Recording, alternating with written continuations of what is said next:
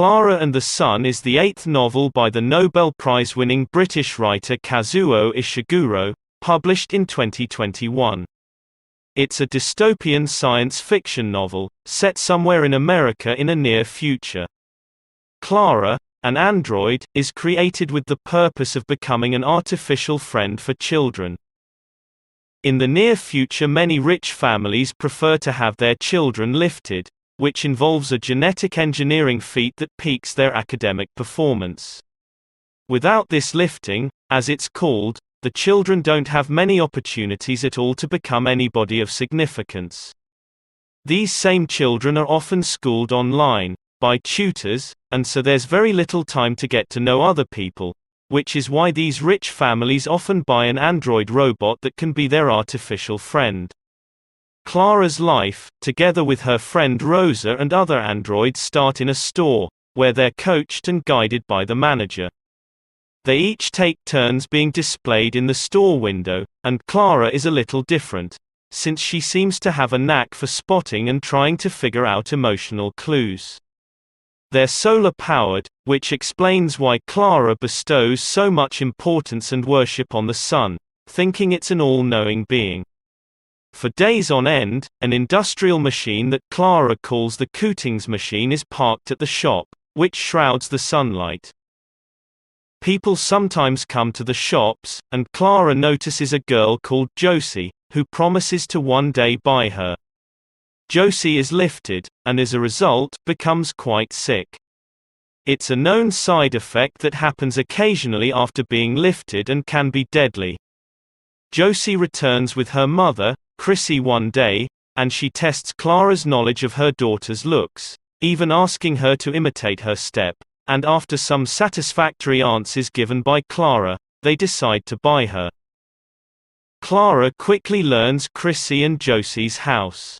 The housekeeper Melania is suspicious of this new intruder, but Josie immediately likes her a lot, inviting her each evening to her room to watch the sunset. When they see the sun setting over a barn, which Josie tells her is a barn owned by Mr. Mcbain, Klara draws the logical conclusion that this barn is the place that the sun goes to sleep during the night.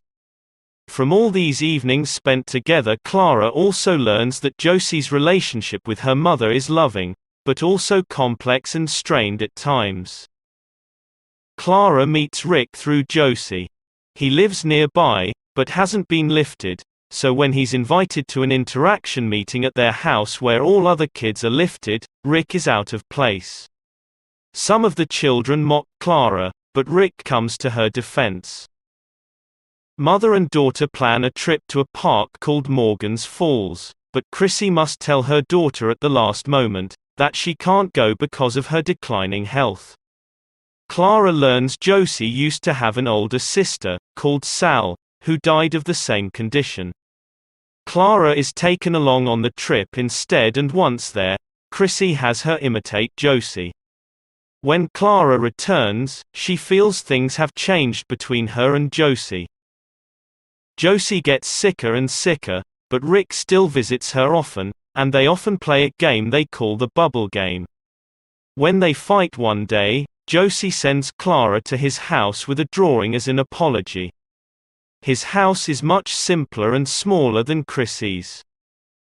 After her visit of Rick, Klara goes to Mr. Mcbain'S barn, since she's sure the sun can heal Josie.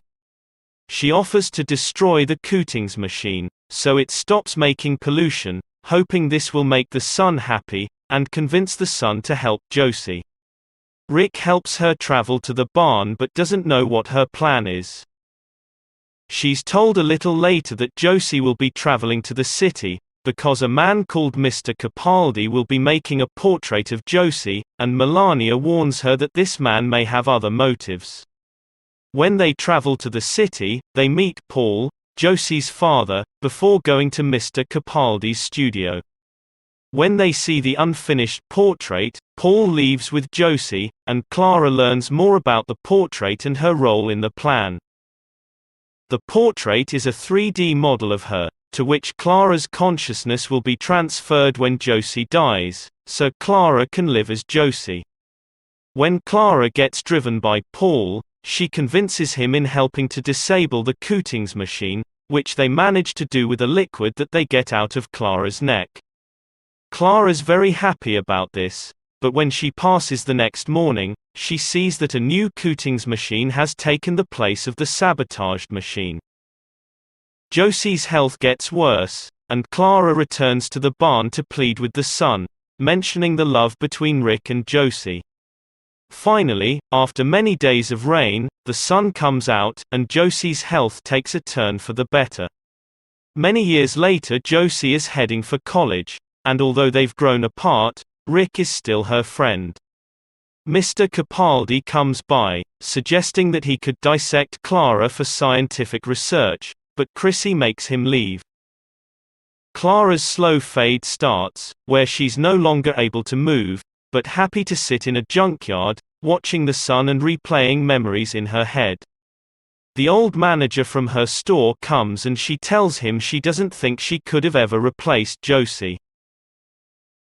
If you'd like to make a suggestion about what book I should summarize, please let me know in the comments, and if you enjoyed this, please like and subscribe.